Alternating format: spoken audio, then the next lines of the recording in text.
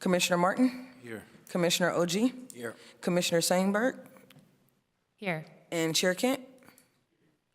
Here.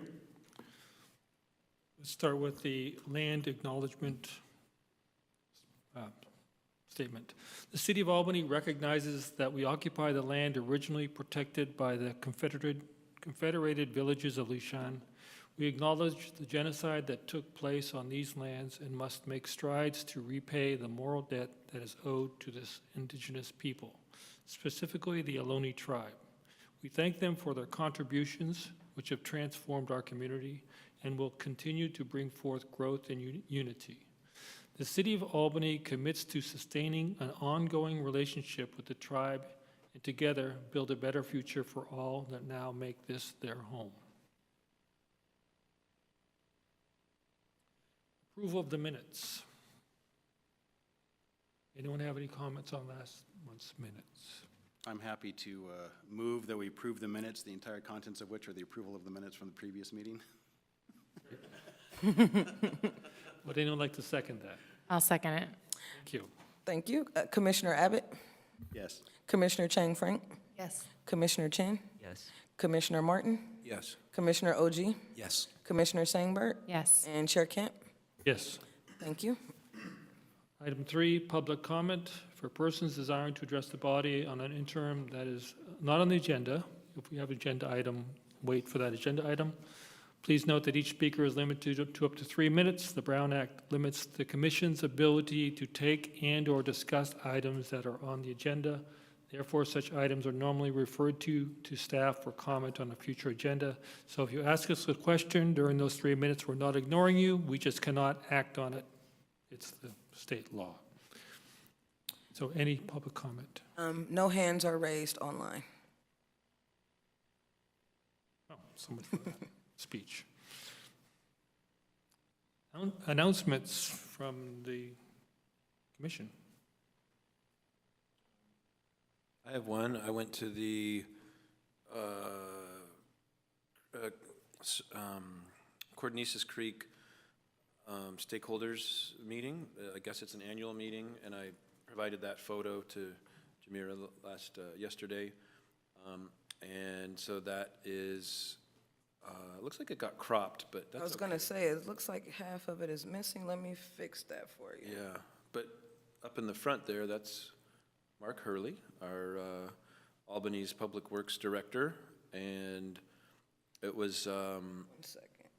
there's this, I guess there's a fund that the groups tap into to maintain the creek there that borders Berkeley and Albany, but also UC Berkeley. So there's these 3 entities that work together along with nonprofit groups like Friends of Five Creeks. They were represented there. Susan Schwartz was there talking to us about what's going on. And, Sorry. I'm sure. And and they had a full agenda of things to discuss about how things are going.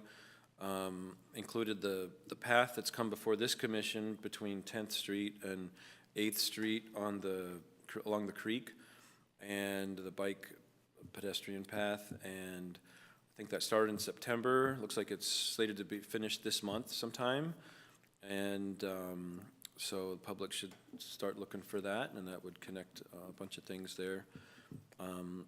And they talked about the challenges of with trying to maintain the creek and restore the creek and deal with erosion. All those things are their own challenges, but then there's also the human element of all the people who are camping there and all the different needs they have. And so there was a robust discussion about that as well. And so it seemed like some of the Friends of Five Creeks anyway, and some other volunteers were seemed like they were happy with how things were going, and looked forward to continued, collaboration. And there was one person from UC Berkeley who gave us her contact information, who deals with governmental and community outreach. Her name was, I think it was Jen Loy or something. And she gave her email address and said anyone she said she's a good point person to email any issues you see with trash or unhoused people at the creek that are causing a problem with the creek or blocking the path or whatever. And so that was good to hear. Yeah, it's well attended over there at University Village. Do you want to follow up with any of that, Mark? What was going on? Sure, I actually have the same slides that I showed Oh. last night that we're going to show at the end of Okay. Margot's presentation. And then Margot was there as well, presenting. Margot was, gave a little update on that. A lot of that will be incorporated in her presentation, sort of on the broader Okay. program. And then Jeff Bond was there from the city, and then a bunch of representatives from UC Village and UC and City Berkeley. Yeah. People who do the Little League and soccer leagues, and they were all there too. There's a lot of activity going down along that stretch of the creek. Yeah. Look forward to seeing that opened up. So you guys think it'll be before March? I hope so. yeah. Okay. It's It could be. Yeah, I mean, we want it to, from what I understand, there's a couple weeks of work that needs to be done that needs to have a clear of rain, but you need a couple of days to let things dry out before you start getting the work. It's a bunch of grading and concrete work, so it's finding that window. And this path is basically behind Belmont Village, but against the creek. It's and actually runs along the. It's the part that so the whole path does go the length of the creek from San Pablo Avenue. How about we can get into this down. It's all part down of the your road. thing. How's that? Oh yeah, there's my full picture there. Thank you for Yep. finding that. Yeah. How about we'll get that, I think we're getting a little off topic and it is built into the first presentation, so we can jump in that. Looking forward to it. A lot of questions, actually. All right, that was it for me. Thanks. Thank you. Other announcements? I'm just happy to announce the 17th Annual Solano Avenue Association Lunar New Year celebration this Sunday from, I think, 10 to 11:45 at Peralta Park. So it's a lot of fun. We get performances from groups from all over the area. It's a nice event.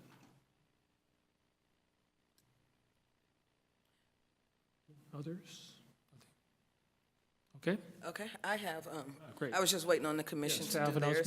announcements? I have a few from Recreation. The first one being, it's only February, but it's not too early to make your summer plans for kids' summer camps, programs, and community events. The Recreation and Community Services Department's new summer catalog will be coming out soon. Look for it on the city's website, in your mailboxes, or pick one up at any city facility in the next few weeks. Registration for these summer programs will begin in early March. And then we also have the, come on, there we go. The pilot pop-up volleyball program that was recommended by you guys will be available for use starting tomorrow. Court 4 at Memorial Park has been converted into a flex space where tennis or volleyball can be played. One portable volleyball net can be placed parallel to the tennis court net when wanted, based on this picture that you see here. When not in use, the volleyball net can be staged in the northernmost Memorial Park tennis court at the perimeter of the court, demonstrated by picture B. Reservations can be made on the city's website or webpage where it says Pilot Pop-Up Volleyball. And if the court does not have a reservation, it is available on a first-come, first-served basis. Signage will be displayed at the court for users to provide feedback on an online survey, and you can just scan the QR code there and do your survey. So that's all the announcements, and Great. thank you guys for all your help with that. Excellent. Is that it? That's it. Thank you. Let's move on to tonight's presentation. The main one is the 5.1, Natural Areas Update. Margo Cunningham. Take it away. Good evening. I'm Margo Cunningham, Natural Areas Coordinator. All right. So I'll be giving you an update on activities and projects that have been happening in Albany's natural areas. Our last update was in December of 2023, so it's been a while. Next slide. Trying. I don't know. Why is it not?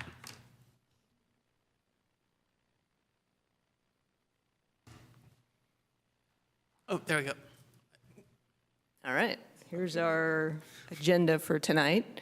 So I'll start off on talking about Albany Hill, give you all an update on the eucalyptus project, and then we'll go into an overview of vegetation management on the hill, and urban tilth's work, and our habitat restoration program, the Eagle Scout project that was completed recently, and then we'll head to our creeks.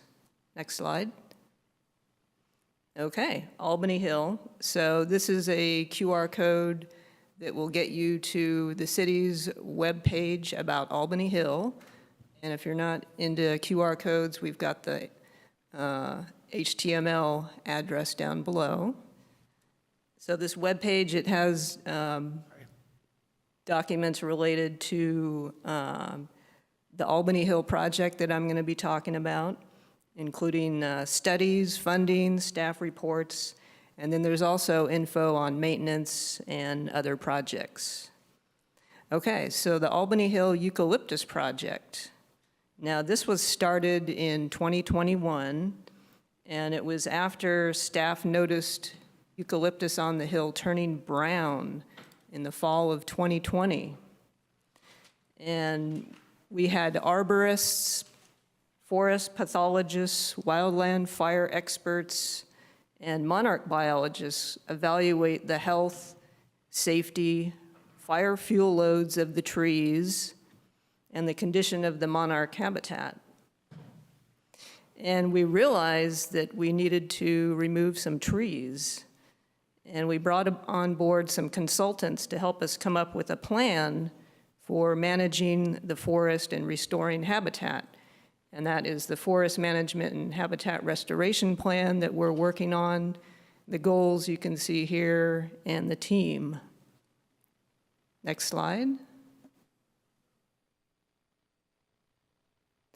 So we've done a lot of community outreach for the project. Staff has given several updates to City Council and this commission since 2021. Most recently, we had a study session for City Council in September 2023. We had a session educating the community about the project in November. And in December, we had a site walk on the hill with city staff and consultants. And in March, we plan to have at this commission a community design workshop so that you all and the public can provide more input on plan development. Next slide. So vegetation management on Albany Hill has three main goals. Fire prevention, we want to keep neighborhoods and houses nearby safe from fire hazards. We want to keep roads clear for fire vehicle access. We want to bring down the accumulation of downed wood on the hill. Our other main goal is ecosystem health. So there's several native plant communities on the hill that support wildlife, including birds and pollinators. So we want to keep those native ecosystems intact and improve degraded habitats. And then our third main goal is access and safety, keeping trails and roads clear of debris, overhanging branches, and just making the area feel safe and open for people. Next slide.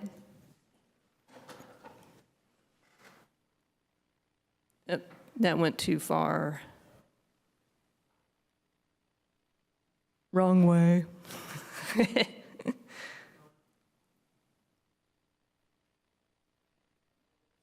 You guys are getting a preview. Spoiler alert.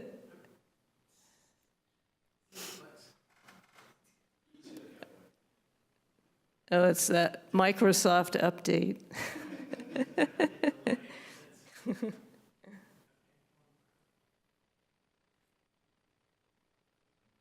All right, there we go. So this is a slide showing the current guidance and framework that we use for vegetation management on the Hill. So we've got the 2012 Creekside Albany Hill Master Plan, which talks about vegetation management and access. And then we've got the 2022 Albany Parks Recreation Open Space Master Plan, which basically reaffirmed the 2012 plan. So we use those for guidance, and then we consult with the fire department, and then we also consult with monarch, bird, and native plant biologists and experts to do our current work. Next slide.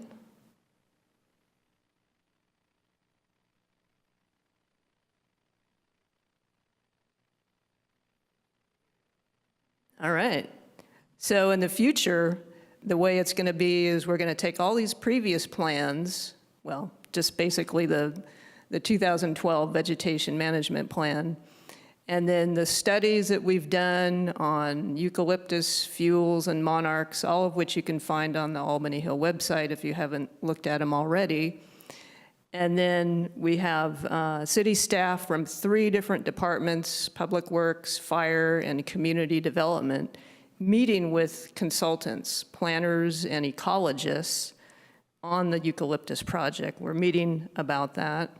And then we're reaching out to the community, neighbors, stakeholder groups, indigenous partners to develop this forest management and habitat restoration plan, which will guide us on future work on the Hill, not just with eucalyptus, but habitat restoration. And then I've got a little asterisk at the bottom, which means that we will be able to adjust this plan in the future to account for issues and circumstances that may arise, and we'll continue to consult with the fire department and ecological experts. Next slide. All right.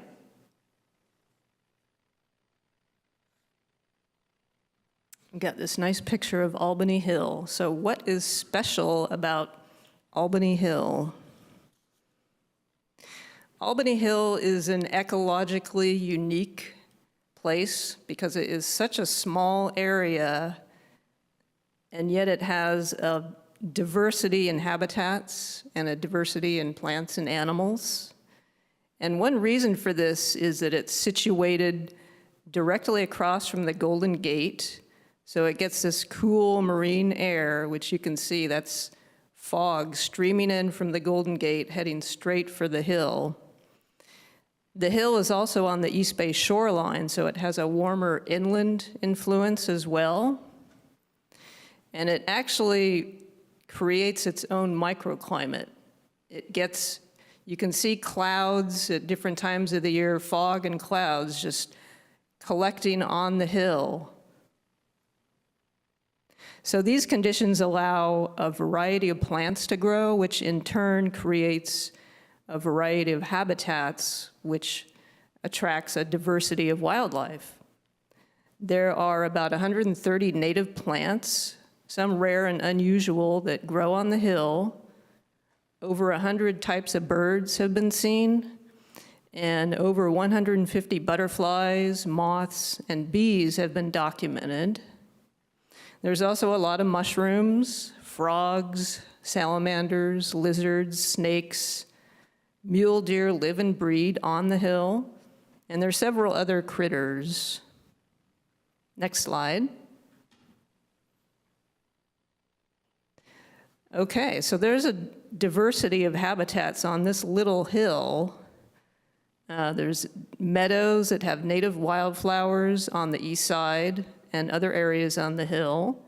We've got the oak woodland on the north and east sides, and that has coast live oak with a native plant understory. Riparian areas, we've got Cerrito Creek flowing just north of the hill, and then we have Middle Creek, which flows just east of the hill.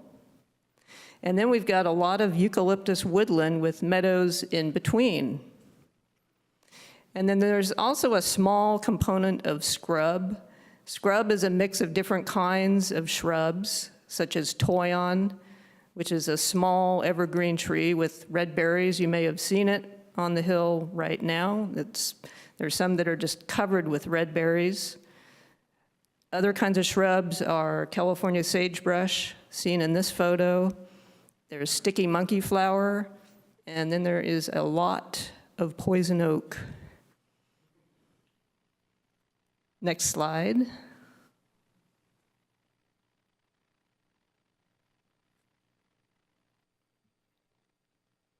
Okay, so now on to the work that we do on the Hill. Much of it involves removing invasive plants. So this is a definition of invasive plants according to the California Invasive Plant Council.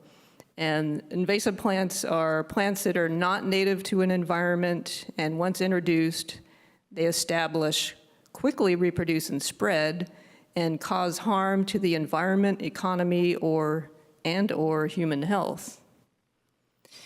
And on Albany Hill, there are about as many non-native plants as there are native, and many are quite invasive. They pose fire hazards, they compete with native plants, and they degrade wildlife habitat. When we do work on the Hill, removing invasive plants, we're not able to remove every single individual plant, but we definitely put dents in their populations. Most invasive plants we removed started out in the horticultural landscape trade and escaped from people's gardens. Some examples are acacia, cotoneaster, Himalayan blackberry, pampas grass, and cherry plum. There's also a lot of thistles, annual grasses, and other weeds that came here when Europeans settled in this area. Next slide. Urban tilth. So urban tilth works year-round on Albany Hill and the creeks. They are a nonprofit based in Richmond, and they teach local residents about the relationships between natural ecosystems, food, health, and justice. They have a watershed stewardship crew that hires young people to steward and restore ecosystems in and near their communities. And they had a 3-year contract with the city of Albany, which we just extended for an additional year with funding from a Coastal Conservancy Wildfire Resilience Grant. Next slide. So this is some of the invasive plant removal that they've been working on. The slide on the left is showing them removing something called French broom, which is on the slope between Taft and Jackson on the east side. And it makes quite a thicket that is a fire hazard. So they're pulling that up. And then the slide on the right is showing the crew working on removing thornless blackberries on the east side of the hill near Middle Creek.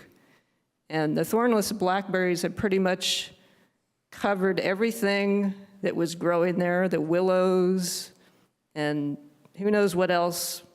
We'll see as we remove the invasive plants, actually native plants come up.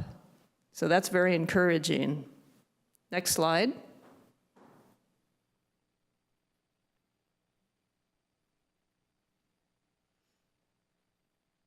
I think you skipped one slide.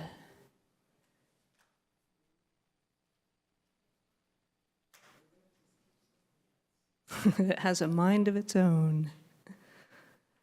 Yeah, there it is, retaining wall. Yep, that's it. Okay. So urban tilth, with the help of our city maintenance crew, they built a retaining wall on the west side of Taft. And so they cleared the sidewalk. There were soil and rocks covering the sidewalk. So we cleared that, and then they used lumber that was previously milled from eucalyptus felled in the fall of 2022. And so this wall, it's been keeping rocks and soil from falling onto the roadway. Next slide. The crew does a lot of erosion control and planting. So this is along the two slides, the two bigger photos rather, are showing them installing more erosion control cloth on the slope above Jackson Street on the east side, where soil had slumped down from winter rains last year. And they planted more native grasses, which have long roots, to help stabilize the slope. And they've also been continuing work in the oak woodland, you'll see in the small photo here, removing some invasive blackberries where native plants have actually returned. And then they supplemented with more native plants. And we also did something called live staking, which is, it's a type of propagation where you prune branches from a plant and then you stick the branch directly into the soil, hoping that it will root. In some cases it does, in other cases it doesn't. So in this case, the crew pruned native elderberries, hazelnuts, and buckeyes nearby, and then we stuck them in the soil. And several of them have survived. Next slide. The crew has done a lot of trail repair. You may have noticed at the Madison entrance on the east side, the crew took some of that eucalyptus lumber and they built a retaining wall, and then we installed a fresh layer of gravel along the pathway. And then on the oak woodland, they collected downed eucalyptus branches from the crest and then tied them together into bundles and use those to control erosion along the sides of the trail. So you'll see on that small photo, that's a bunch of branches they're holding up the downhill side of the trail. So the neat thing about this is that we're taking something that's a fire hazard up on the crest, all these eucalyptus branches, and we're reusing them for something. We're keeping the material on the hill, and the eucalyptus wood is very dense and rot resistant, so it will last a while. And so we're reusing material, reducing fire hazards, and making repairs. What could be better than that? Next slide. So our indigenous partners, we've been meeting with folks from the Confederated Villages of Lishan and Sagorate every couple of months, and sharing knowledge. Oops, went too far.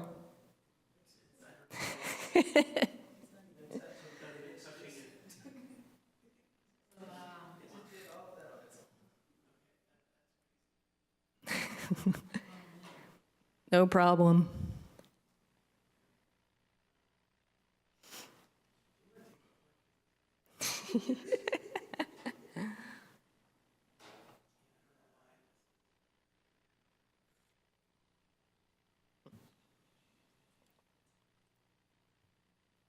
Sorry about this. I don't know what is going on. That's all right, Mark.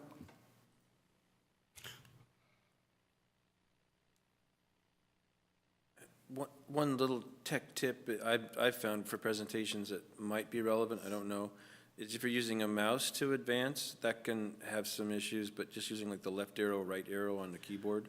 I've been playing with that, did not work. Didn't work. Did not work initially, yeah, and that's, yeah, because this mouse is particularly jumpy.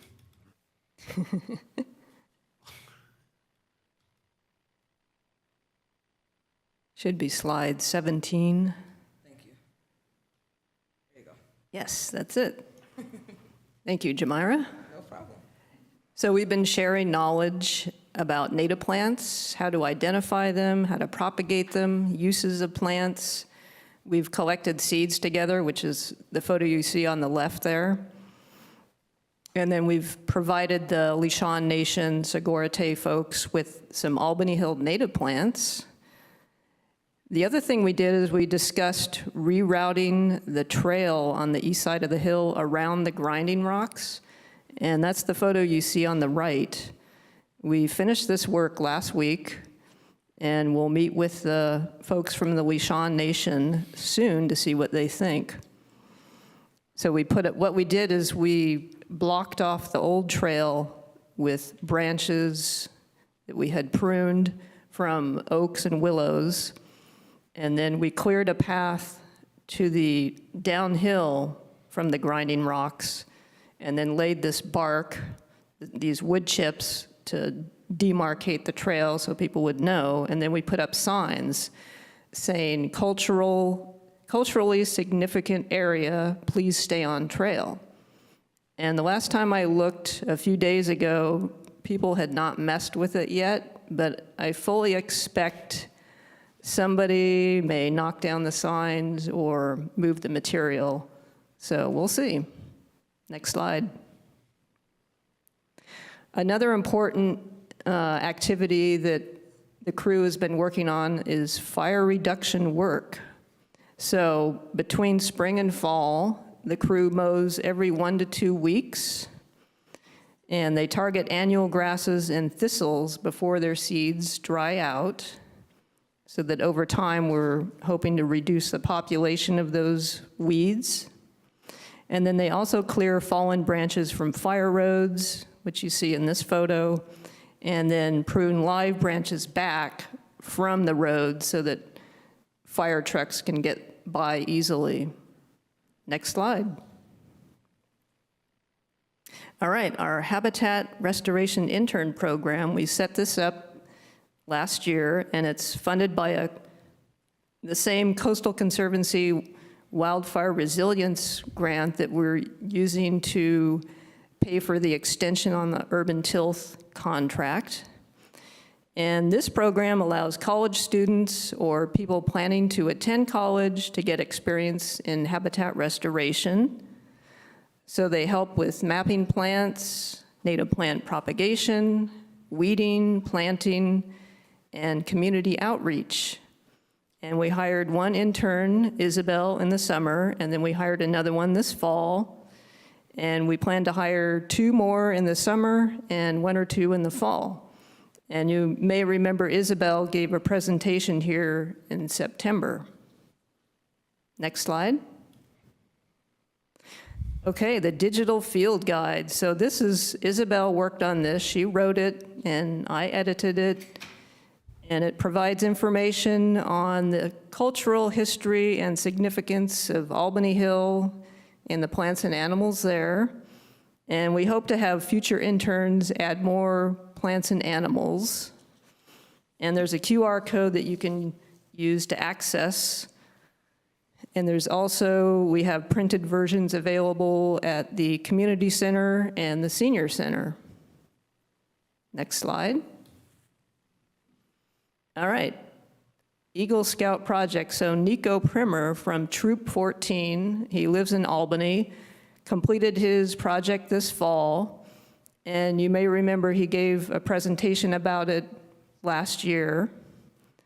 So he installed handrails on 3 areas of the Oak Woodland Trail, and he led scouts and volunteers on 4 weekends to build the railings. And the posts are made from lumber milled from eucalyptus, the same eucalyptus that the city had cut down in 2022, and we had it milled. The posts are made from that. The rails are made from redwood branches from another source. Next slide. Okay, creeks.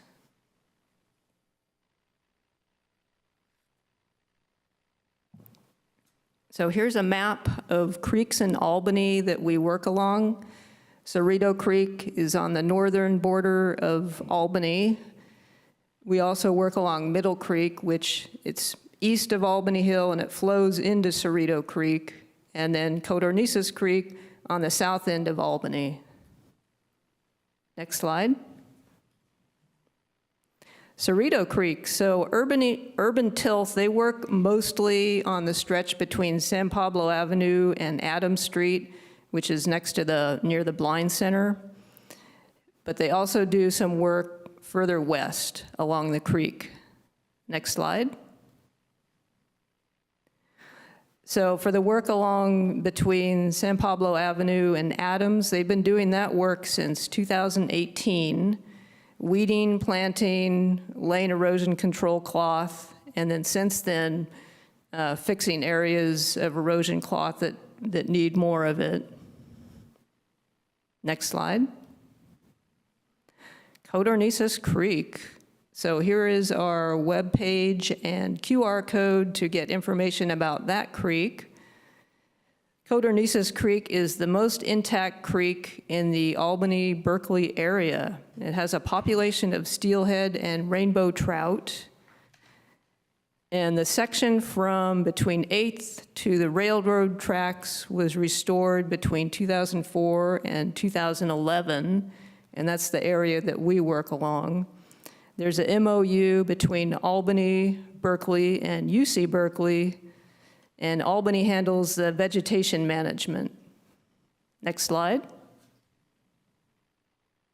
So Urban Tilth, the work they do along there, they prune willow branches back from the path along the creek. They make erosion control bundles from those pruned branches, and they place them near creek banks, not that close because we don't want to mess with the creek flow, but we want to keep silt from going into the creek. They also do a lot of weeding and planting. Next slide. So this slide shows the MOU maintenance tasks. In Albany, we work on task 4, vegetation management. And as Brian talked about, there was a stakeholders meeting yesterday evening, and there were representatives from City of Albany, City of Berkeley, UC Berkeley. There were neighbors who work and live along the creek and volunteers who work along the creek. And we all shared what projects and activities we're doing, what concerns people have, and what we need to improve on. Next slide. So this shows the MOU maintenance budget, and you'll see vegetation management, the third row down there, Albany. That is what we have done, you'll see, for the different fiscal years. And there's a QR code there if you want to get more information on that. Next slide. Any questions? You want me to jump in? And Do you want to jump in? Yeah, I can jump in. And Yeah, go ahead. There's the other presentation in there but I can also give, while Jamara's bringing up a couple slides on the trail, I can give you an overview of the MOU. So this is a collaboration that's been in place since 2004. It's between Albany, Berkeley, and UC. And the purpose of the MOU is to provide for implementation of restoration and trail projects along the creek. And this is from San Pablo Avenue headed west towards the railroad tracks. It also provides for the maintenance, and that's largely what we've been involved with in the last couple of years. On the maintenance side, the MOU has some pretty specific like tasks, duties for each agency. Albany and Berkeley share a lot of the duties related to trail maintenance and vegetation management, which Margot's talked about. That's been our primary responsibility. We also, I call it we're the banker for the MOU. So each of the, it's,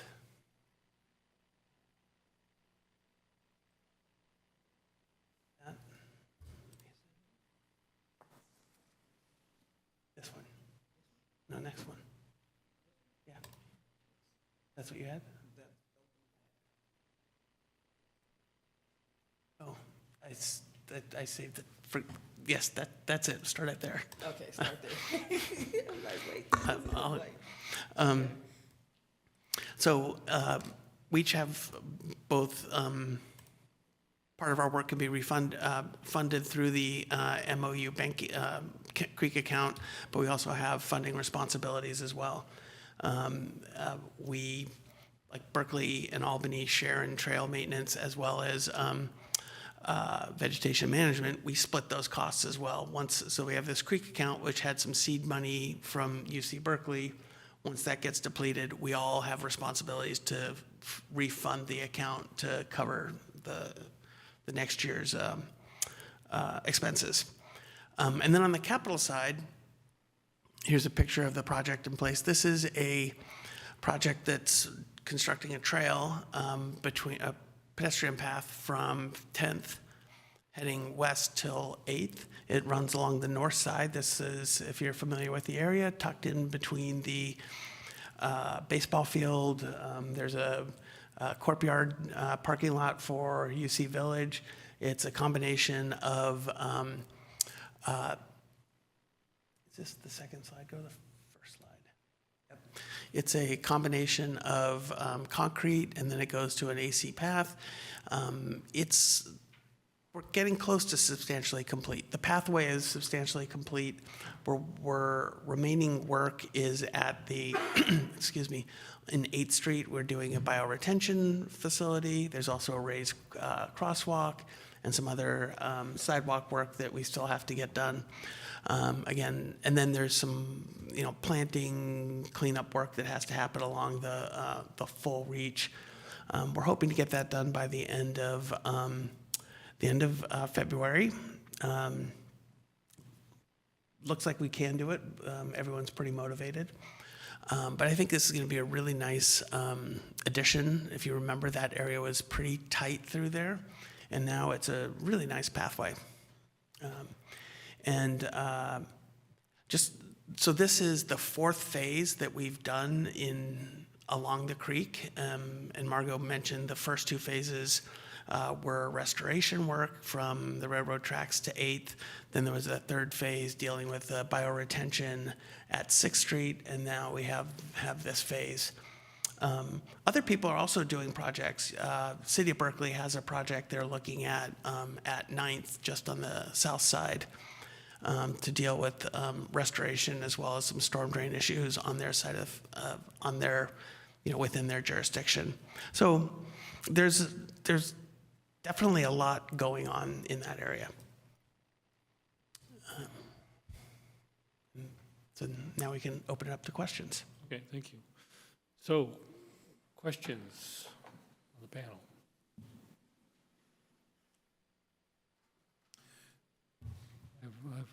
Go ahead. Well, I'm wondering if maybe we can frame the item a little bit more, and so I understand we're reviewing what's happened, and from the agenda title, I think, it's, we're also, so activities, projects, and accomplishments, but then I'm also seeing in the report that this is also like feedback and then sort of planning for future, so I want to just understand like the parameters of what we're talking about. So just on a larger structure of how I see these meetings running, we have, and I think we're doing more of these now, more of these set updates on different areas, whether it be park maintenance, whether it be Margot's work. We have one scheduled coming up here on more of the program side. And to me, this is giving the commission sort of a real insight of the work we do across a whole variety of things.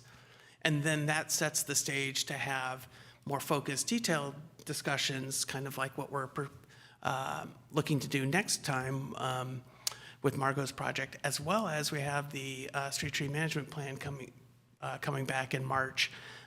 So it's kind of a combination. These are more set, bring you up to speed. Here's what we did last year. Here's what we think went well. Give us feedback, whatever. And then, hey, we got this big project. Now you have a context to really dig into that project about. Okay, thank you. I had a question going back to Albany Hill. What sort of opportunities are there to work with the private property owners? I know that that's kind of a problem. Yeah, well, what we're hoping is that with this forest management and habitat restoration plan that we come up with, that it will be a model for what private property owners can do. And there's also a possibility that we may be able to go in and get some funding with them and do projects, but that's an unknown at this point. Yeah, okay. Very good, thank you. I may have missed this, but when is the community design workshop? It'll be at the next March Pros Commission. Okay. Did you say that the street tree master, or the street tree management plan would be also presented in March? Because it seems like a tight agenda then. Yeah, actually, I had it, sort of push things off. I think we're hitting some schedules. So yes, I think that's going to be somewhat of a heavy meeting. I know the street tree management plan is, I think, more focusing on the mission statement piece of it. So it's not the whole piece. So this is, I think Margot's presentation on Albany Hill is probably going to be more substantive in having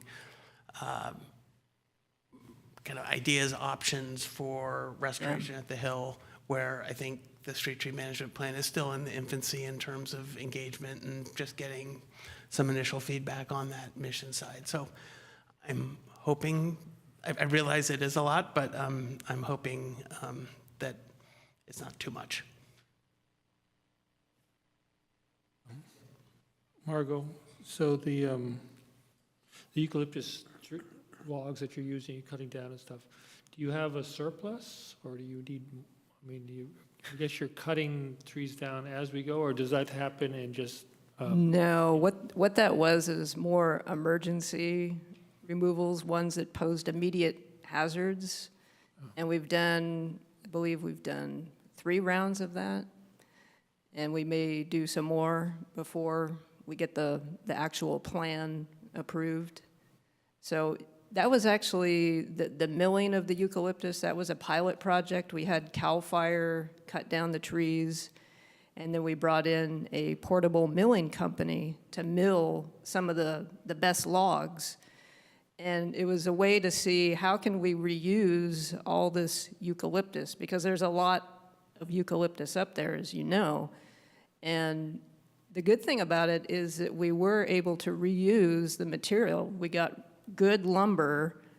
As I was saying before, eucalyptus is dense and rot resistant, so it's really good for applications on the hill, the retaining wall, the railings, and we'll see what else we can use it for. So you have it, I guess my question is it being stored somewhere where it's available if someone else in the city needs it? So there's very little of it left. That's the question. There's a few of them still up on the crest. It's basically the leftover pieces that aren't as, not the right. We had, I think it was 8 by 11 pieces milled, and so there were a lot of leftover pieces. And Nico used some of those leftover pieces for his posts. And then we've been using some of them to make retaining walls elsewhere on the hill. And then you may have noticed some people actually took some of those pieces and laid them in different areas, like for play structures or something. Okay, thank you. Then, so at the very beginning, you went through, I'd have to be reminded how all this is being funded. Is this from a grant, or this is just a item in the city we already have funded, and it gets funded every year? It's both, yeah. There's city internal funding and then Coastal Conservancy grant funding. And then when we get a plan, then we'll need funding to implement the plan. We'll need a lot of funding for that. So we're looking at getting grants for that. We're researching that. Okay, great. And last one was, I guess, maybe a general comment. So you mentioned the camping in Codornices, which is an ongoing problem. Has that abated at all, or is that the same as it's always been?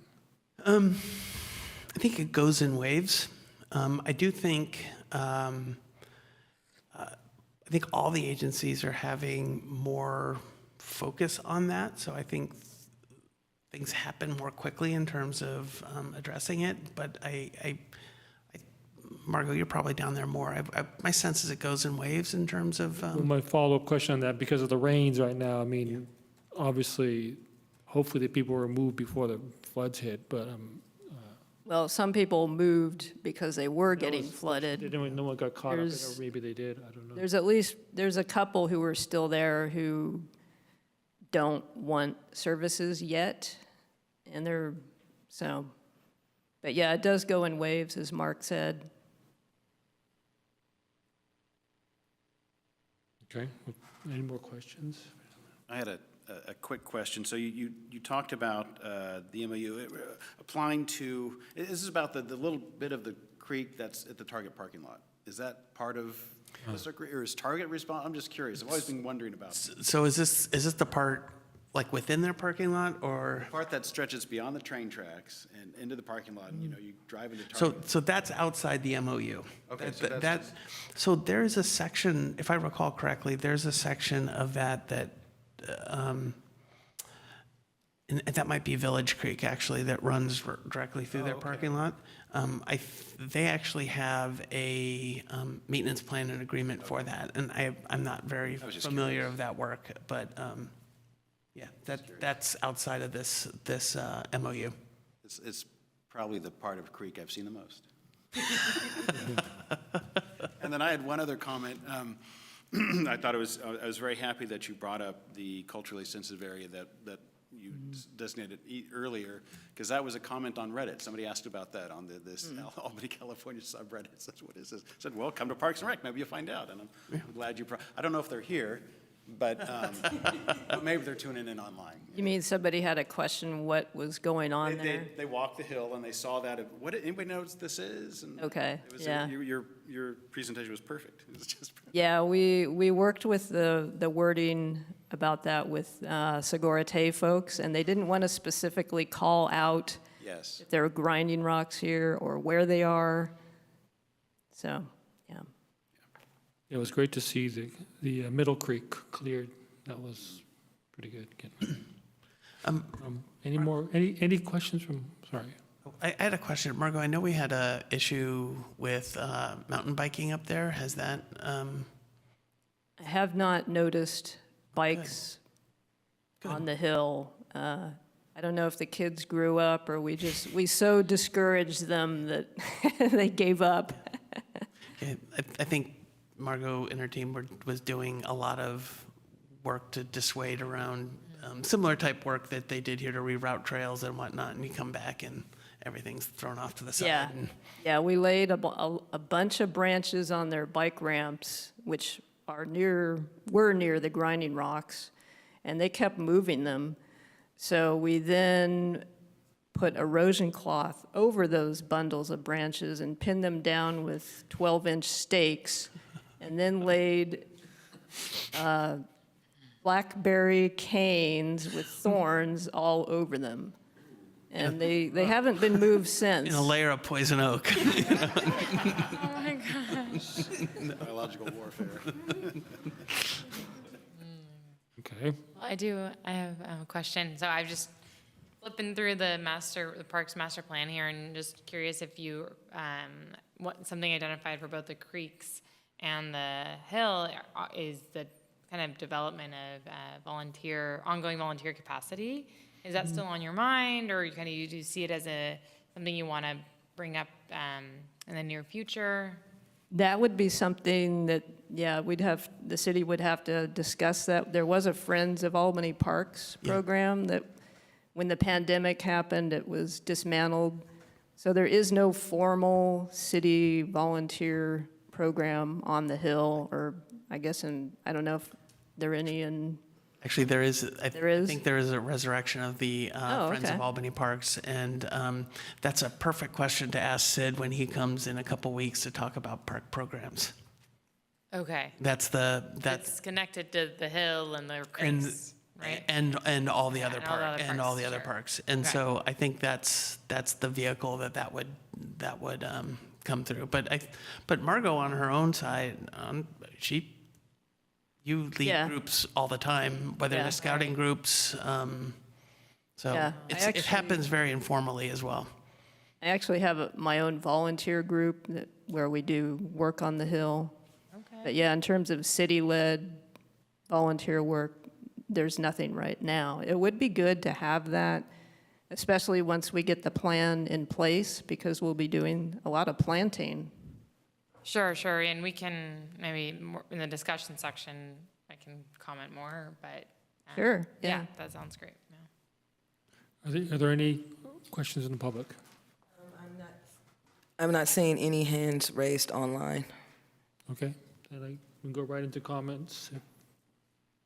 Discussion. Oh, well, then I'll just follow up with that. I mean, it's nothing extensive other than, I don't know that, does it mean it has to be the city? Does it not? I don't know, but I mean, there's so many amazing, or groups that I'm sure would love to help and be there, and, it sounds like you already have something going, and, Yeah. and so, well, whenever it's time to talk about that, I mean, Yes, yeah, we'll Please keep let that us in know. mind. Yeah, thank you.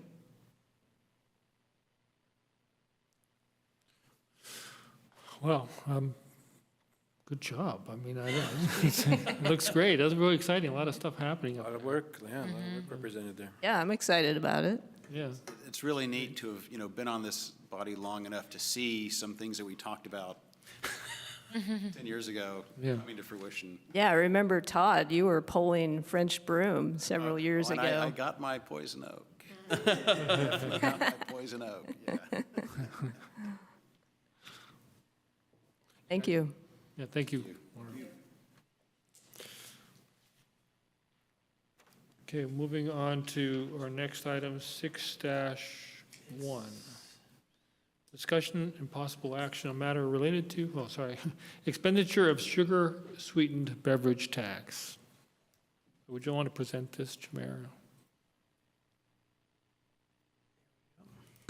So I can take this. So this is an annual thing that we do, and typically the various commissions make recommendations that get folded into a study session at the council level, then get folded into a recommendation for funding. In general, we're looking at about $260,000 of funds that are generated from the sugar-sweetened beverage tax. What I did here, and this was maybe a little different than happened before, I looked back and I didn't see great success in things that were offered from the Pros Commission. And so what I tried to do is maybe dig through some of the things that we had looked at in the past, but then also try to make them more fundable, and kind of through the vision of having a tighter scope of what we're looking at, having something that maybe is a smaller dollar amount, because if you look at, if my reading of it, there's a certain amount of money that's generated, there's a couple of maybe core things that seem to be done year over year, so something under $50,000 seems to be something that I view would be fundable.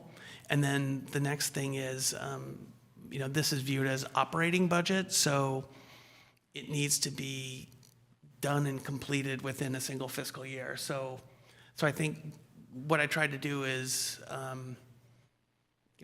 pick a selection of projects that, and by no means this is a starting point, not a ending point. And I wanted to start this a little earlier. I think we're targeting April for the study session. So we have this meeting and another meeting to kind of finalize this. I think in the past, it was a boom, boom sort of situation. So hopefully this can give us some time to think about what we want as maybe one or two things that we want to bring forward to get a little more detailed, and then we can present that at next meeting. And then that gets folded into the study session, and then we have can get some more weight behind it. So with that, I can just run through the things that I've outlined in the staff report. The first one, and this is somewhat of a no-brainer in my mind, we've gotten a couple of requests for more inclusive swings at our parks. It's something we don't have. And we have swings at Memorial Park, Jules Terrace Park, and Ocean View. This is something that, could, as I understand, could be retrofitted fairly easily into an existing swing. So we would recommend really fit within the, the foundations that are left. But we're at the point where we just want to switch to something else. And Razoo pulled this out. I think it's something help do push-up type things, like something else that would engage folks but not have the same maintenance issues. It's tucked in there, the community garden, then the Redwood Grove, closer to the $50,000 mark, but it's something there, I think, fairly straightforwardly. I think we could excavate out about 8 to 12 inches of soil, potentially put in some sort of under dry, and then we reset the posts, get some boundary lines, put a net up, and I think that might be usable. Really, I have another picture. With the redoing of the tennis courts and converting to volleyball, this is going to be such an active area, and so we would like to switch it out to a water bottle filling station. I think it would serve not only the pickleball but the adjacent baseball field, and I think that would be a great addition. You want to just flip it to the next? Like, here's a picture. Like, it's just not a very attractive site tucked in there. We would repipe it so it's closer to the walkway, put in something very similar to what we have next to the, was it Friendship Club over there? And I think that would be a great, we have it scoped out in the, and this is one thing that I think would work from a fundability perspective, because we have it scoped out soccer as well, but looking at the equipment's somewhat tired. It's been beat up over the last couple of years. It gets lots of use. And so what I would suggest is buying new equipment, buying some more storage boxes, and formalizing it a little bit more. And so those were sort of my ideas of putting it out there. I'm obviously open to whatever else is out there. So.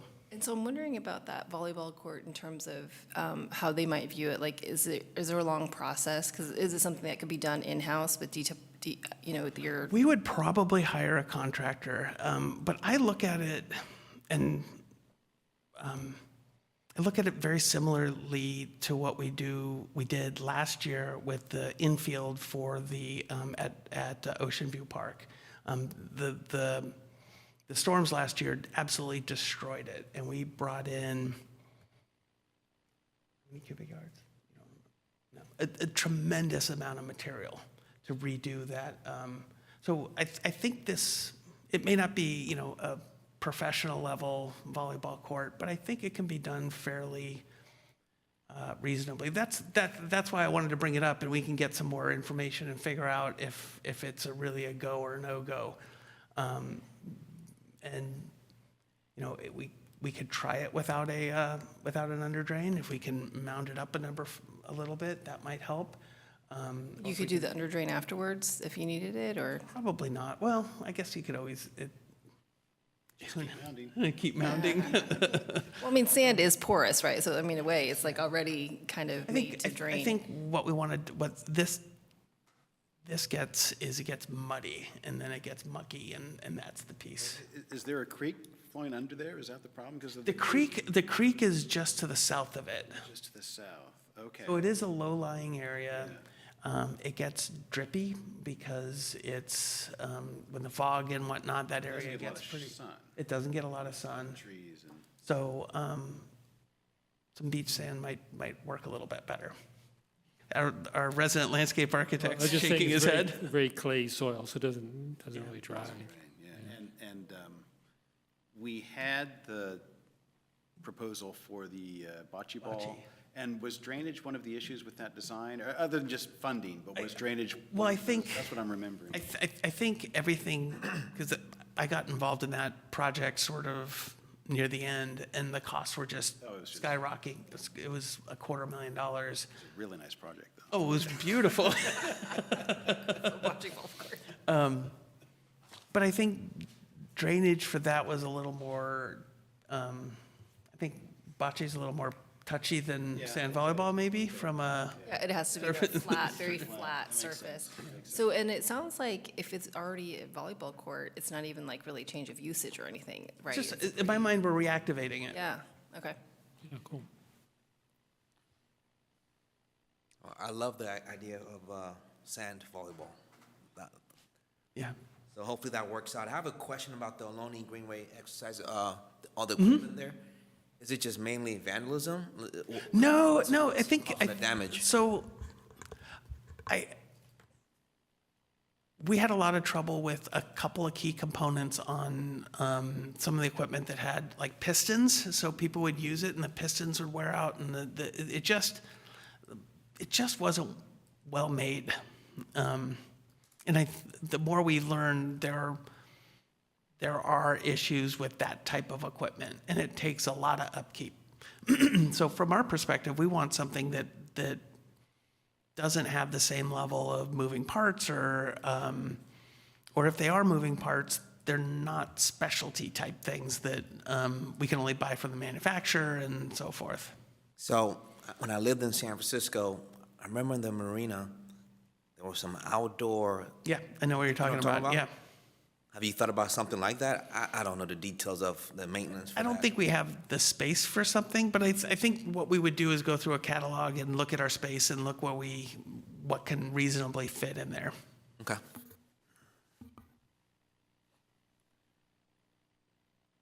Yeah, I just had a question. So I was reading the staff report, and I wasn't here for this, but I believe like previous year,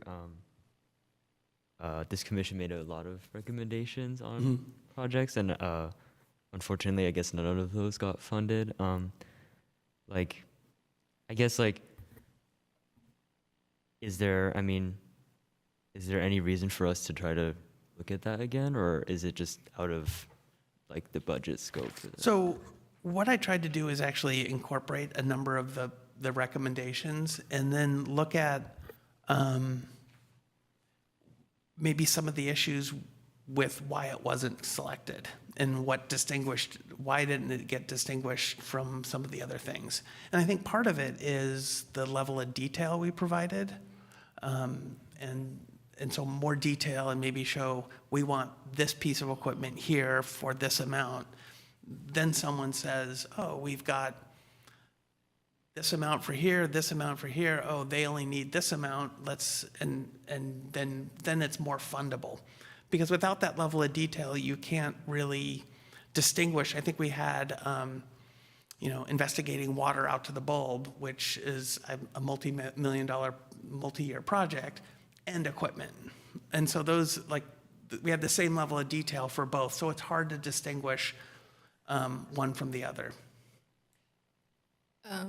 So related kind of in answer, but I attended that meeting where they decided not to do the sand volleyball court, which we proposed, and they said exactly what you said, which was they didn't feel like it could be completed within the year. It felt like it took too long of a process. So that's a question to you. I mean, thank you for bringing this up early, because you feel like you can go and actually have like a number for them and that it could be completed within the fiscal year. That's exactly what I wanted to address is okay, we want to be able to say, yes, we're doing it, and yes, we can get it done within this time. So if it's one of the things, I'm going to talk with Andre. It's nice having Andre around to take some of these things. It's not a huge project, but there's some things that we need to work out. But yeah, my guess, and if it's a little over, Great. I'll run a little over. Great, awesome. I mean, just for the other commissioners too, I mean, maybe we're not at comments time, so maybe I'll wait till that. We talk about. My question is also to do with the park course material and things. I mean, the elements you showed looked interesting, but is there any way you can tell which ones are more liked and used by asking the vendor which ones they sell? Yeah, we can do that. Yeah, I think I'd like to, I was thinking along the similar lines of just like, whether through vendor or asking fellow cities, like what's been successful, we're talking about equipment, right? You're talking about equipment, yeah. So, and I mean, a lot of us have seen the marina, so we have that as example. What other place do I have? I think of recently. Yeah, so essentially that of like what is successful, and then maybe also thinking of the like users that would be there, right? Like who actually would be there and use it, and and we should really think like probably in whatever analysis you do, maybe include like or think about it's probably people that aren't going to a gym or don't have a gym membership, right? Like that's who can take advantage of that, I think. And then just a couple of comments. So I think, I mean, I'm not sure if things can be repeated, but if anything's successful already from the past year, I would want to support that to be ongoing. Or I guess I'll just let you comment on that. So if I had to make my own recommendation, the things that would be attractive to me would be the drinking fountain, because that's very straightforward and tied to a larger project. So to me, that's something that's connected. That's the Prop 68, redoing the, excuse me, the pickleball. So that's something that is, I like it's a little more complicated, but I like the sand volleyball court because it reactivates an area of an existing park. And I think that's an important, I think the swing piece, the more inclusive swings, is something that will get a lot of like, yes, let's do that. I think they all have their merits, but So if and I think they're all great, and they seem to touch on a lot of things that this commission has talked about before. So just acknowledging what was funded last year, or it's being like that. and the things that were funded in the Just like expenditure if plan? maybe if this is going to come back to us again, or if like, I just don't want to ignore anything that's working there, right? And that So I think looking at, I don't have the, can you bring up the? Are you talking about like what was funded and I don't last need to year talk. by the I'm city? making a comment, and then I'd like to I think go to my the water I don't filling need to talk about stations have this. been, water filling stations. Watering stations have been there was like a couple years in a row. I don't see it on the list from We last did. year, water filling station. So the first couple years that the Sugar-Sweetened beverage tax was in place, we did water filling stations, because it's a Okay. very clear parallel to that. And then I think they just go, okay, we did it. Right. And so, but now we're finding opportunities for some more. Right. Okay. Like, for example, Move and Groove was established. I wasn't here. I don't see in the description how successful it was, but is that something that should be a standing event every year? So I think Move and Groove came out of another avenue. Oh, it was. Well, it's in the Okay. list. Yeah, and they are going to do it again, so. Yeah, so that's where some of these, I think, are Okay. getting footholds, and I think Move and Groove is one of those. I think the bicycle safety program, and I think the crossing guards are probably things that start, Okay. and that narrows down. Sure, and I think that's super Yeah. important. Yeah, good for us to know. Like, That's- has it kind of been picked up by some other program, group, department? So that lowers the amount of money that there is unallocated or uncommitted. Thank you. Any other questions or discussion? Yeah, one other question was the swings, the inclusive swing. Is that something that any kid can use? Yeah, so it doesn't limit anyone, it just makes it easier for people who have mobility issues to use them. Okay, and is that the kind of thing that you think the city staff could swap the swings out?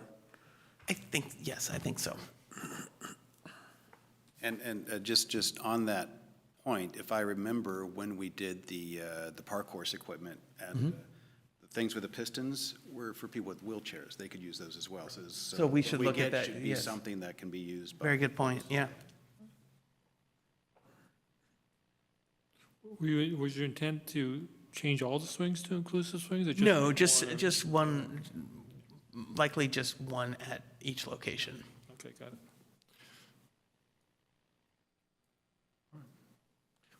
Well, Oh, no. well then, Okay, that's it, I guess. Well, no, we go to questions from public, right? And then Oh, well, comments. yeah, okay, right, sure, thank you. I had some comments. I was just waiting for the comments Oh, section. so before- yeah. procedural, thank you very much. Sorry, I just wanted to make sure. Any questions from the public? There are no hands raised from the public. Okay, then bring it back in discussion. Okay, thank you. I'm just trying to stay in Nice order. to see somebody else do that. So I just say thank you. I really think that I wanted last time for us to be more strategic, and when we weren't, it showed that we, didn't get what we hoped for. So I would just say for the sand volleyball court, I think there's a lot of arguments for it in that we had that process, and so many people that we didn't even realize in Albany came forward and said, we want volleyball. And I didn't realize, like, most of them were sand volleyball, a lot of them, like 30 sand volleyball people. So I think that they would be very supportive, in terms of the community, but also girls, like in terms of our objectives of getting more girls involved in sports. And we have so many basketball courts, tennis is, I think, both genders, but I think girls really in Albany, there's so many girls playing volleyball. So I see this as being really a value add for specifically young girls in Albany, which is very much a target for this sugar-sweetened beverage tax. So I just wanted to make that point. And then the only other thing I'd say is, like, I totally agree with the loaning exercise equipment too, because it just is one of those more equitable things where a lot of people would use it. I think also a lot of people use the sand volleyball court. Whereas I think, like, the storage boxes for the ball fields, I feel like that's a little bit more, not as many people would benefit, I would just say. So that's my 2 cents on what I'm strongly supporting. So thank you for doing this proposal. I'm going to tally the votes here. And on the sports equipment storage boxes, so do the groups that use these fields pay to use the fields? Yes. So maybe Yeah. it could be increased a There's- little bit or something, and Yeah, there's, I'm sure that has. so I was adding you're just these throwing to things- no, round no. things out. Absolutely. Actually, when I first put it on there, I thought we provided more, but it turns out that a lot of the soccer goals are actually the soccer teams. And so that's not, I thought we supplied all of that. But there is a lot of stuff, particularly around the baseball fields, that's showing signs of wear, and, and the bullpens are, so, but that, as Commissioner Chan Frank's point, that's around a group that pays for it, so. Yeah. Yeah, I want to reiterate, looking at this list, which one serves the most people, but then balancing that with something like the inclusive swings, which are serving a real need, so it's a little bit of a balance. But, yes. Yeah. I guess my only thought on if we put the sand volleyball court on, I might want to pick something a little lower in the cost spectrum, because my sense is we're not going to get two medium-sized ones. So I'm saying if a volleyball court is 30, 40, 50,000, and the Albany Greenway equipment is 20,000, that might be a stretch to get both. And we might be coupling a more expensive one with a less expensive one.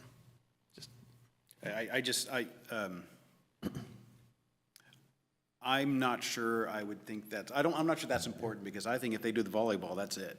That's true. They're doing crossing guards, they're doing volleyball, and that's all they're doing. So we're giving them options. We're not trying to spend all this money here, do this. We're just saying, here's some things we think would be important. So I think we could do. It's not actually competition with the other commissions. I just want you to know. I try to. know. No losers here. No, we just want to win more. We want to win-win. Win-win.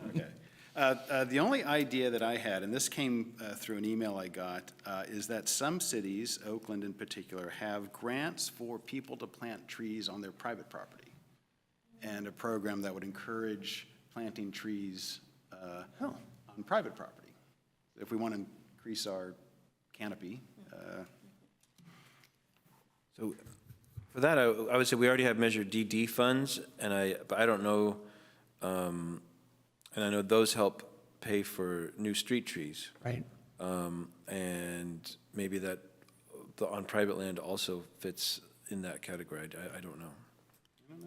That's an interesting idea. I know, was it last meeting, where we had the street tree management folks, and they showed the canopy where, you know, just a really small fraction of the canopy lives in the public right-of-way. So, And I'm not sure that the Oakland program isn't using outside funding, that they're getting donations or something. So there may be an issue with using public money that way, but I just thought I got that email the same time I was thinking of this. Oh, well, that's kind of interesting, so. yeah. Is the water bottle filling station something we could fund other ways? I mean, I don't know how expensive that is, but. I mean, I think we would find a way to do it. We would eventually try to find a way to do everything here. I mean, but this just takes pressure off so we can maybe do something else that's not fundable through this. Yeah, is the sand volleyball court, is that something else we could? And that would be, if we would get that, we would have to include that into the CIP. And that wouldn't be in our operating necessarily. That's the one that's a little stretch for being an operating expense. So it was a better case for it to be funded by Sugar-Sweetened because there's no other funding source for it. But yeah, I'm just also wondering about strategically, like how many to put in front of them, right? So if we can get something some other way, do we really want to upfront that when we think, you know, yeah.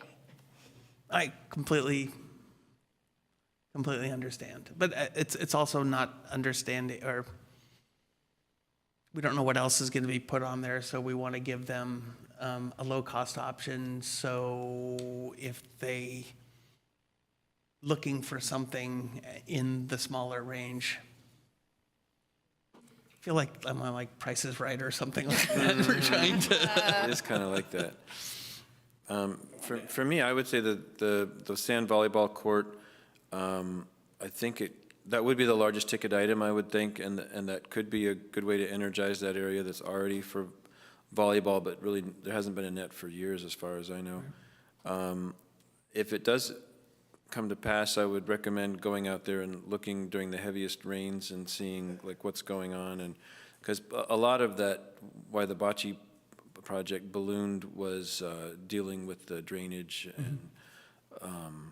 and then, but I like the idea of kind of somehow raising up the volleyball so it's kind of above the fray, so to speak, if there's a way to get that a little bit elevated. So when I was investigating this, I just quickly looked at some design guidelines, and it looked like they wanted 12 inches of sand. So I was thinking we can excavate down 8 inches and then mound up a few inches.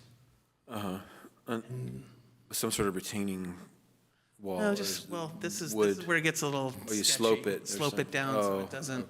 okay. I'm getting that raised eyebrow from our landscape architect who said this It is. seems like you'd create some sort of maybe rubber edge that would hold the sand, otherwise it's just kind of sloppy. Well, I do agree excavating out to get the drainage and running Yeah. into the creek or something, but, you know. right. I guess what I was, and this is one of the elements we need to work out, is I was worried, unlike that larger volleyball court, we have actually a smaller area there, and so I didn't want to put a border around it, because if people are playing in bare feet, I didn't want to have, a stub toe I'm thinking like a issue. play edge border, where they have the rubber angled slope, where you land on that. Maybe it's better if it's sand, because it's more of a transition, but then you don't know what's out or in, right? There's no. Well, we were going to Stake it or have, something. we were going to have, if you go to the picture, there's actually, maybe it's this one. So,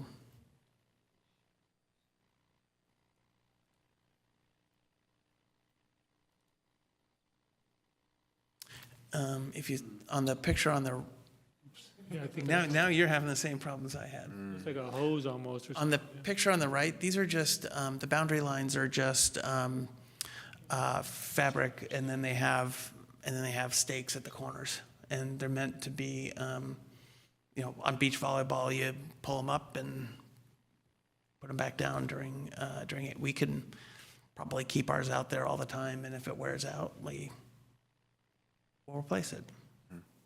There's no feral cats around there.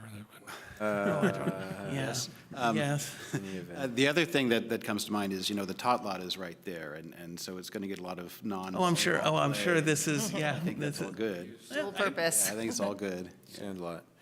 And then it seemed like to me that the swings would, the swings could be really cheap, you know, a few $100s, a few $1,000s, especially if the staff. I think it's in the $1,000, a couple $1,000 range to purchase. One of them? Yeah. Oh, wow. Okay, so maybe for $10,000, we get several, and if staff, if our own people install them, that would be cheaper. And then exercise equipment, I have no idea how much that costs, but you're saying that it might be $20,000 for the thing itself, or including the concrete installation? And I'm not sure, but I like ranking these, obviously the volleyball court is the highest. This is sort of a middle of the road one, and I would put the rest of them sort of on the lower side.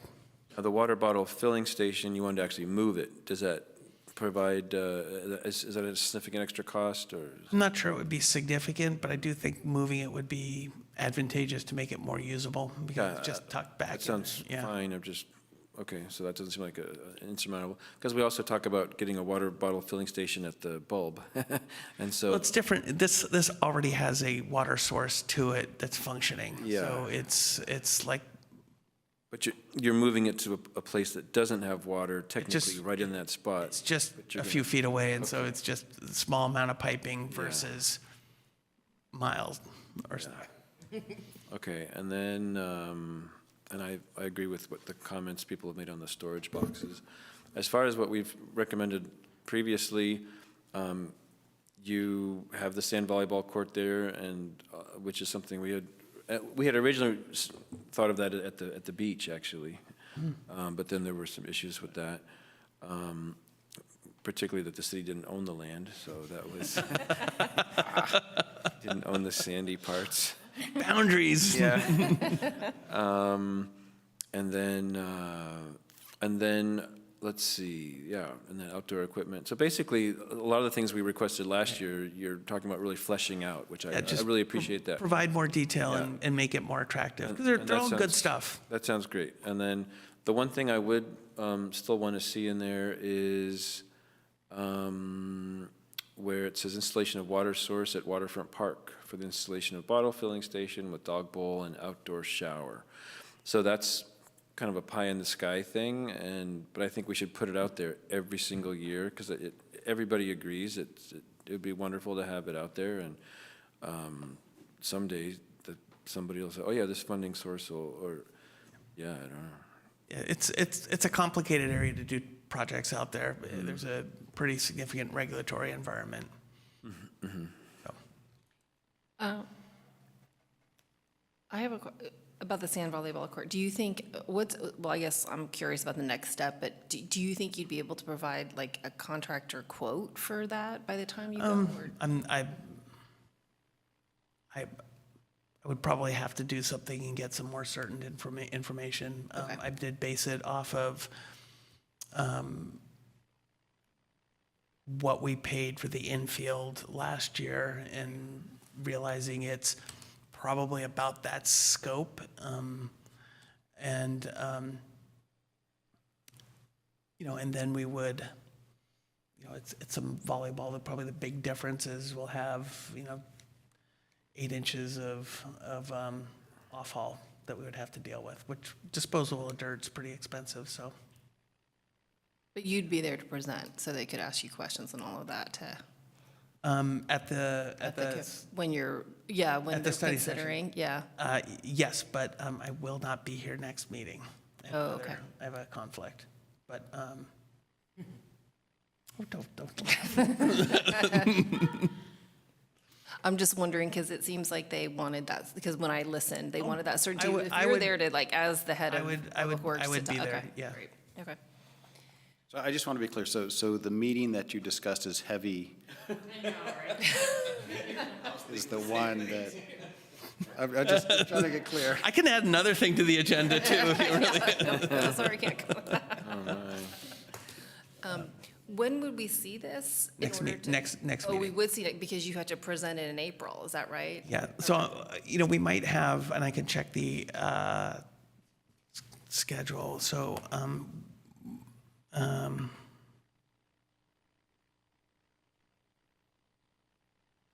so our next meeting would be the 14th of March, and then in April, we're at the 11th.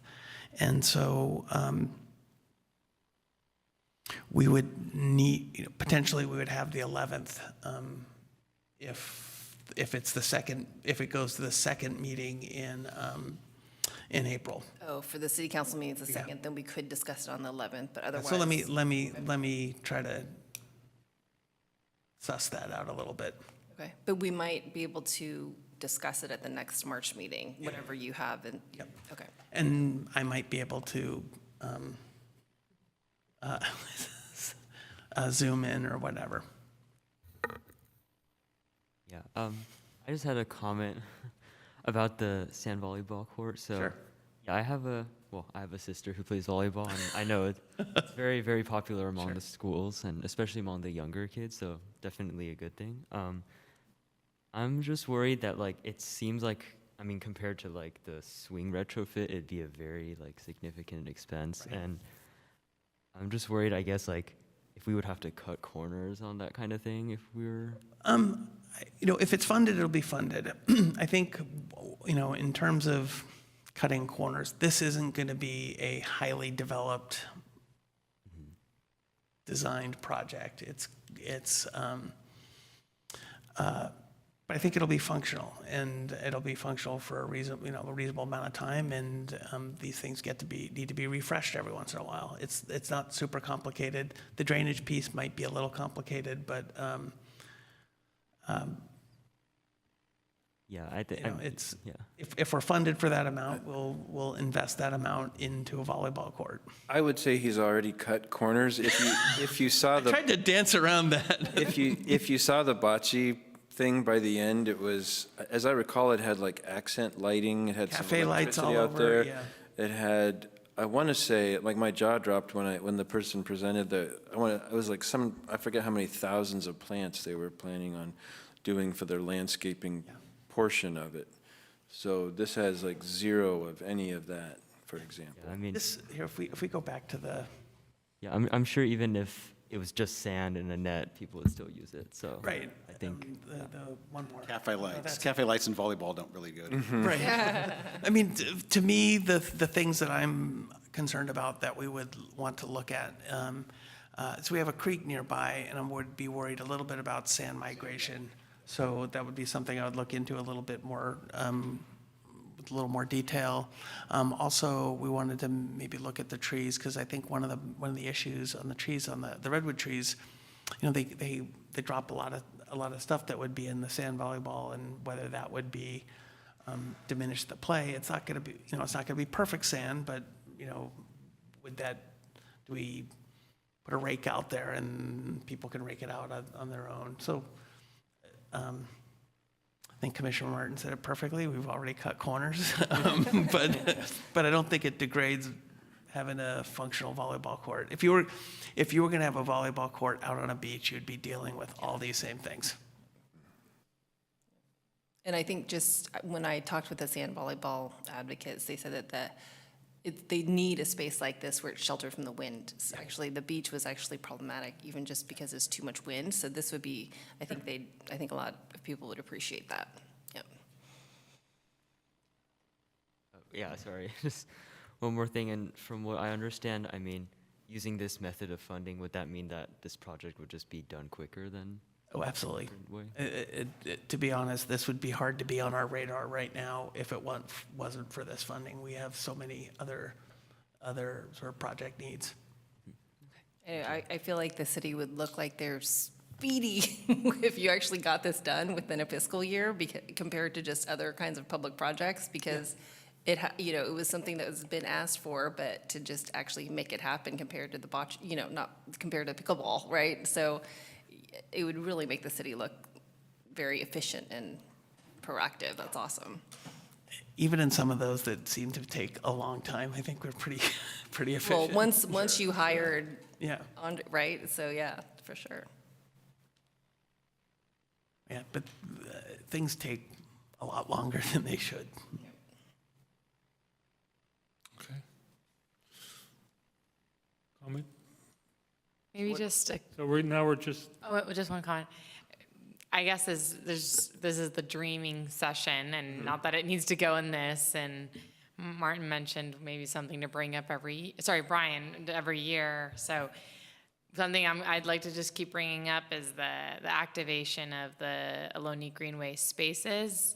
Everything from we're talking equipment, so that's great.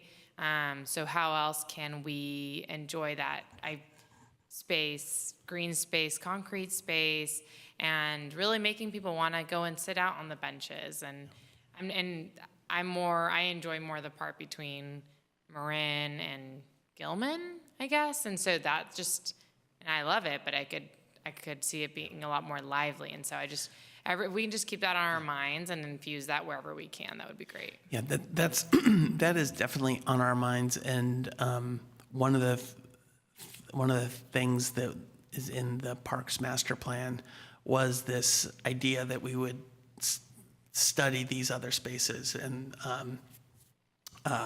Peggy Thompson Pierce Street Park's another opportunity where there's just lots of potential.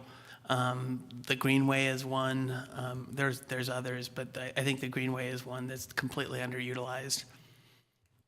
I mean, I think in terms of our process, we don't get a lot of time to just talk about that. So we have that standing subcommittee with the flex courts. I don't know if that's something we could convert to a subcommittee to talk about, like Albany Greenway activation, which I think would be meaningful. So if we wanted to do that, is that something we have to ask the city council for? If we wanted to create a Put subcommittee? our heads together and figure out what the process Okay. is. They don't have a work plan anymore, so. Right, and so, but in terms of, and I'm not sure we've made stops here before in the past, but in, I believe April, we will also look at bringing the CIP. So we're starting discussions on sort of priorities. What do we want to prioritize in the CIP? So, to get a capital project, something like anything along the Albany Greenway, you want to get it in the CIP because that's where we get hard funding on things and we get into our schedule to execute. And,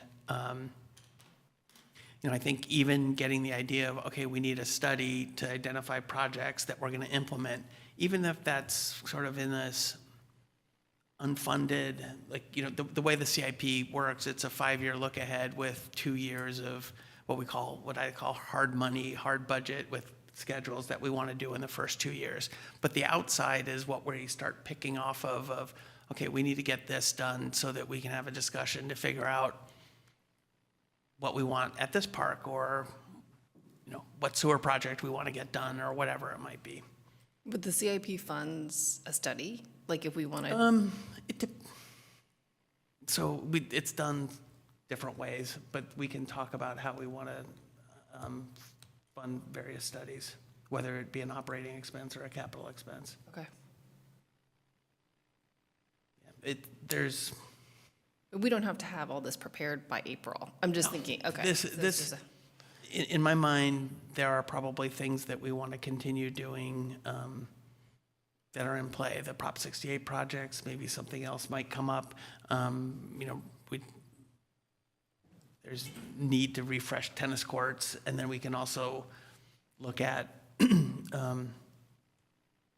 what studies do we need to get done to get us in a spot where we can get things in the CIP. So I guess if you do if you learn how to reactivate or transform the ad hoc committee, can it be an agenda item at the next meeting right away, and then we can shoot it down or whatever, but at least it's there? Yeah, I think there's a lot of process around these committees, and I just want to make sure we follow the right process. Oh, yeah, don't but think- then just throw it on the agenda so we don't have to Yeah. wait another meeting to get going. You can just- I'm pretty sure that our body can create its Yeah. own subcommittees. And then also, I'm pretty sure we're not supposed to have standing subcommittees. So we should, we probably maybe be able to sunset the Flex Court Subcommittee if the commission's. So this is one of the things when I got involved in this, what I wanted to do is really on the flex court, like, what is the scope of it? Where's the end point? Because you're right, it has to have a sunset, or else it becomes an ad hoc, and then there's a whole bunch of Brown Act stuff that we have to do. So if we do a subcommittee about these other spaces, I think it would be a new subcommittee, Yes. and then we can define a scope and whatnot, and that would be, I think, a great use of our time. Yeah, I would say for the flex the subcommittee, we did want to keep it a little bit open because we wanted to see how that volleyball worked and whether or not we want to, do the same system at other. So I think we should still keep that for a little while. But I agree, a new subcommittee just about Albany Greenway would make sense, Right. so.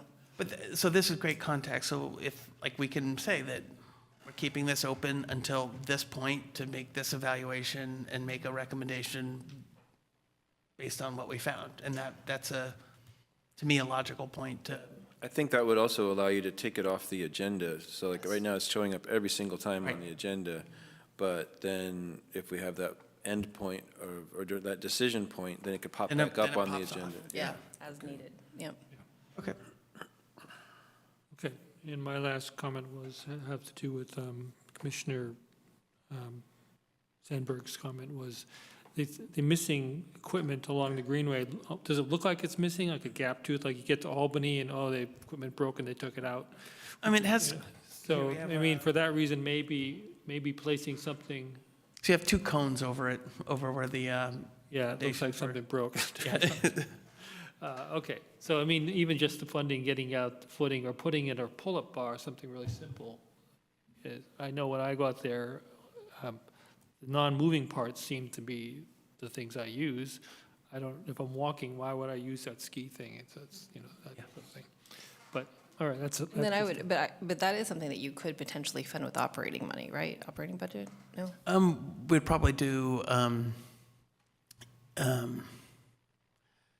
probably a capital renewal through the CIP. So it wouldn't be as hard as sand volleyball court to fund? No, I would imagine this would be, no, I think sand volleyball would be more difficult, yeah. Okay. And just to follow up on the whole process, next month, you're going to come back with some kind of numbers, whether or not you're going to actually be here to present. Then do we decide what we want to So put I think, forward? I think, well, we might have like I said, a third meeting if it's the second, but I wouldn't plan on that, but if we end up having a third meeting, that would be great. But I think the idea is, if I'm hearing everyone correctly, I'm going to get more numbers on the sand volleyball and the Albany equipment and potentially the drinking fountain. And then from that, we will make more of a recommendation. Then the commission would make a recommendation of what they want to include onto a final recommendation to the council, and we could absolutely include things like the water line if we just want to keep it in front of people. That makes sense. But at least we have something on there that we think presents a good case for a project. Yeah, thank you, that sounds like a good plan. So with that, any final comments? We're done? Great. All right, moving on to our final agenda item, which is Chair Kent's favorite one, right? election of officers. So we take nominations for, we only have one officer, right? I think we have a chair and vice chair. Who's Who's our the vice vice chair? Todd, okay. You haven't missed any meetings, though, so. Okay. So we take nominations for chair. Maybe would you be able to describe your role a bit? We received the agenda the week before, Jamera sends it out, you review it. To tell you the truth, there's not a lot to that because nothing's really attached, but there might be something you remember, quite a couple questions, but not too much. And then most of the meetings right here. It's just running it and trying to keep it orderly and in line with the Brown Act. And it's a pretty unruly, it's not unruly, it's a very organized group. It's not like let's say, a planning commission or a city council where we really have to control the group. It's a good training ground to be a commissioner, actually. It's really good. So I suggest it. Yeah. And you can nominate yourself. Yes, or, so, saying that, I'd like to nominate Commissioner Sandberg. Okay. And you don't have to accept. Well, I mean, more so, I want to make space for folks that have been on here. I mean, I don't need to have this role I think yet. Todd's been Commissioner. Brian, That's Brian. Brian and Todd Commissioner Brian. have been chair, Has and Yeah, Oh, Julia is, Yeah, right. Commissioner Julia is as well, okay. and you're a student, so it's a little difficult for you to do the role, so it's really, One of us. of course, you don't have to, but maybe not. Yeah. Well, and what about vice chair? Does this happen in tandem? vice chair, do we nominate vice chair after? We decided vice chair after don't- the chair? and I don't remember. vice chair doesn't have any regular duties, but they're one heartbeat away from the chair. And and if the chair's absent, the vice chair fills in and runs the meeting. Okay. And that's been one instance since I've been on the commission where Todd had to run the meeting. And I think I just ran it for a while. I just forgot to come one time. Yeah. Working on something. Okay. And I think last question.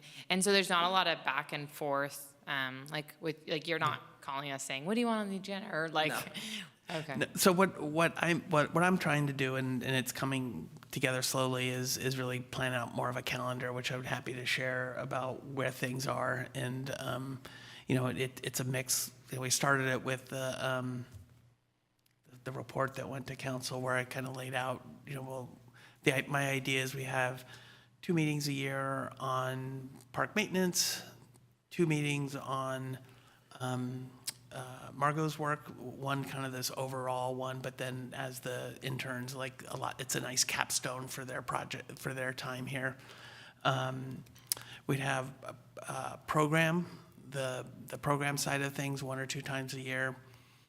And then, we have some pretty meaty projects right now that we're working on too, that would come in.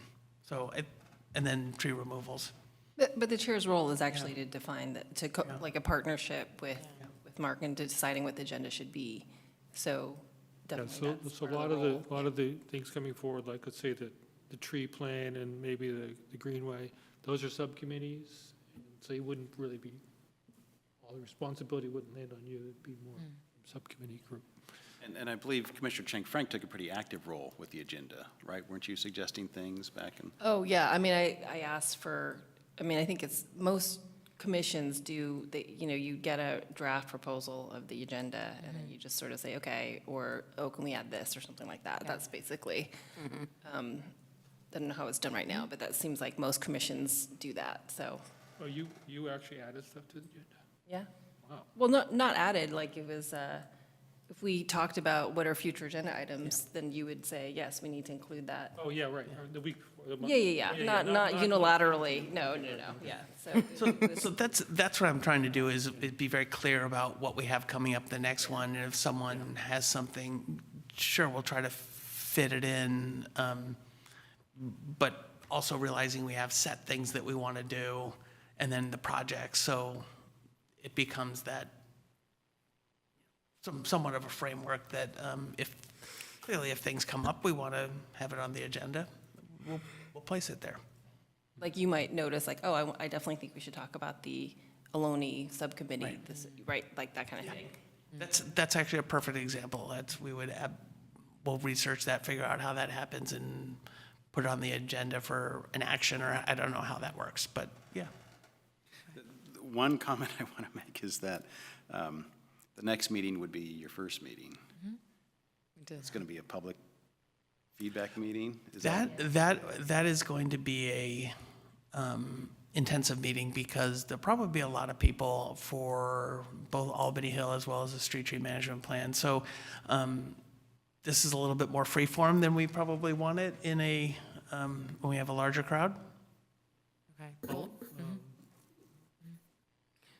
If you're interested in being chair, maybe, and if you're okay with that, it's fine. Otherwise, maybe somebody could substitute next meeting. It might be a little bit much for you to.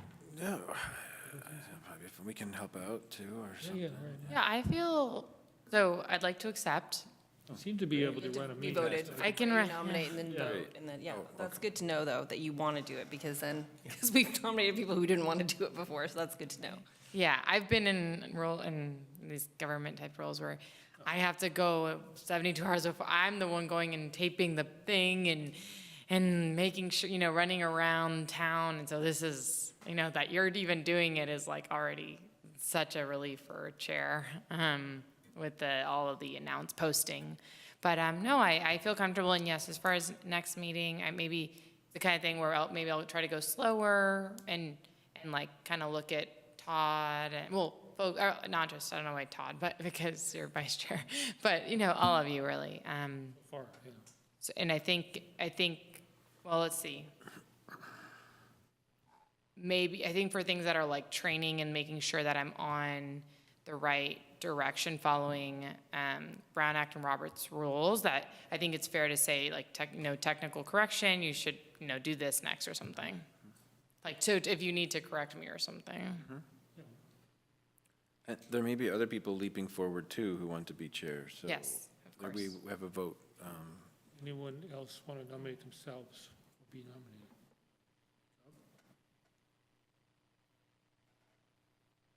Okay. Well, Does someone need to second her? Just vote, I don't know. No, just vote? It's, right? I second. Okay. I don't know. All right. Commissioner Abbott? Yes? Commissioner Chang Frank? Yes. Commissioner Chin? Yes. Commissioner Martin? Yes. Commissioner OG? Yes. Commissioner Sandberg? Yes. And Chair Kemp? yes. So Okay. you get to move here right now. And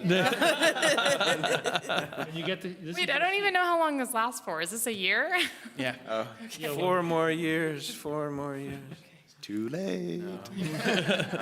But then we also need to vote on a vice chair, right? yeah, so nominations for vice chair.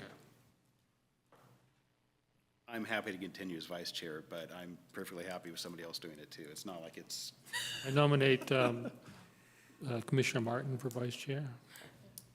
That, Okay. I'm like, Commissioner Abbott, Okay, I refuse. second. Okay. So all right. nominating for Commissioner Abbott to be vice chair. Commissioner Abbott? anybody else want to be vice chair? Pretty, Okay, yes. a big moment. Commissioner Chang Frank? Yes. Commissioner Chin? Yes. Commissioner Martin? Yes. Commissioner OG? Yes. Commissioner Sandberg? Yes. And Chair Kemp?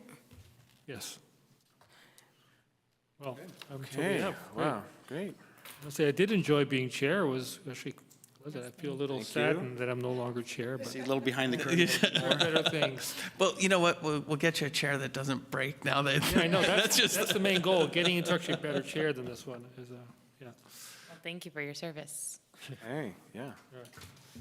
With that, any future agenda items? The ones I just spoke of will have the design session on Albany Hill, and then the street tree management plan, likely the meeting after that. Was at the April meeting, we are looking at the rec department coming in and doing more of a program type meeting, and we'll have street tree removals and Well, there's this sugar-sweetened beverage tax, hasn't potential, and we'll work in, obviously, the flex court, or not the flex court, the Albany Greenway Subcommittee. or at least the process for that, and try to frame it. So for next month's, the part of our meeting is going to be like a workshop kind of thing, or how's it framed? It's a workshop, so we're gonna have the design team here, we're gonna have boards, and it's, Picture paper and the whole bit? No? in a more virtual Okay. way. I don't know if it'll be butcher paper, but I think they'll have boards and be talking different things, and different options that they're considering and what it might mean, and getting people's feedback to help craft the options. Okay, so otherwise it'll be just another agenda item on our meeting? I think functionally it would be just another agenda item, but I think there would be a little more interactive maybe. And do you think it'll be advertised more directly to the public, or just like any meetings agenda? So similar to the street tree management plan, we have a list of people who have attended things that we will reach out to. Okay. And that's what we've done. But it'll also be advertised through our normal channels. Okay. All right. Actually, I just had a question. So I'm not really familiar with this process, but like for this item, could we just suggest something for the next agenda? Yeah. Or? Yeah. Okay. Well, or for a future meeting. Yeah, so Doesn't have to be we the can put it next. on our list of agenda items, and then it's kind of fitting it in where it works. Yeah, so I guess it's like kind of about our messaging to the public. So I understand that there's a lot of people who are really interested in what we're doing, but usually can't attend these meetings or something. And I guess like the next meeting is going to be very long, so I don't think it'd be very immediate priority. But maybe we could like discuss how to create maybe more accessible materials for people to view, or at least post our presentations on somewhere or something. Yeah, so, yes, I think that's what we've heard that too about the wanting things. So presentations are a little more difficult because they change right up to the end. I think we're making an effort to have the design design workshop materials would be posted, but we're also, this time we had staff memos where we describe what it is, and as sort of an, a high-level overview and not the detailed slides. And so I think we're going to be headed down that, but open to a discussion down the road too. So with that, we'll adjourn the meeting. All right, thanks, Okay, everybody. thank you.